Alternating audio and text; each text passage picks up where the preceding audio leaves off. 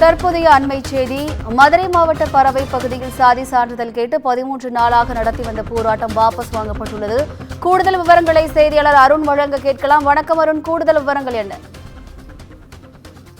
மதுரையில் இந்து காட்டு நாயக்கன் எஸ்டி சான்றிதழ் கேட்டு 13வது நாளாக தற்போது பள்ளிகள் மற்றும் கல்லூரிகளை புறக்கணித்து அந்த பகுதி மக்கள் தொடர் போராட்டத்தில் ஈடுபட்டிருக்கிறார்கள். அமைச்சர் மற்றும் மதுரை மாவட்ட ஆட்சித்தலைவர் ஆகியோர் தலைமையில் மாவட்ட ஆட்சி அலுவலகத்தில் அமர்ந்திருக்கக்கூடிய கூட்டரங்கில் இந்த பேச்சுவார்த்தையானது நடைபெற்றது. தற்போது இந்த பேச்சுவார்த்தைக்கு பிறகு அந்த பகுதி மக்கள் தற்காலிகமாக போராட்டத்தை கைவிட்டிருக்கிறார்கள்.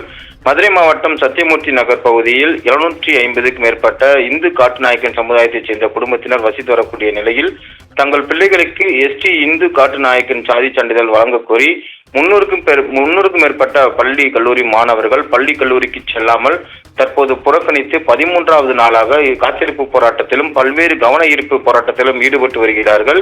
இந்த நிலையில் கடந்த வாரம் மாவட்ட ஆட்சித்தலைவர் தலைமையில் நடத்தப்பட்ட பேச்சுவார்த்தை தோல்வியடைந்த நிலையிலும் 13வது நாளாக இன்றும் போராட்டம் நீடித்து வருவதால் பள்ளி கல்லூரி மாணவர்கள் பள்ளி மற்றும் கல்லூரிக்கு செல்லவில்லை. மேலும் போராட்டத்தின் போது அந்த பகுதி மக்கள் தங்களுக்கு தொழிலுக்கு பயன்படுத்தக்கூடிய வலைகள் கூண்டுகளை வைத்தபடி போராட்டத்தில் ஈடுபடும் காட்டு நாயக்கன் சமுதாய மக்கள் கடந்த 2 ஆண்டுகளுக்கு முன்பு வரை தங்களுக்கு அந்த ஜாதி சான்றிதழ் வழங்கப்பட்டதாகவும் தற்போது நிறுத்தி வைக்கப்பட்டிருப்பதாகவும் குற்றச்சாட்டி கடந்த 13 நாட்களாக பல்வேறு கட்ட கவன ஈர்ப்பு போராட்டத்திலும் சங்கூதியும் அதே போல வாயில் துணி கட்டியபடி கருப்பு துணி அணிந்து உள்ளிட்ட பல்வேறு வகையில் போராட்டங்களை ஈடுபடுத்தினார்கள்.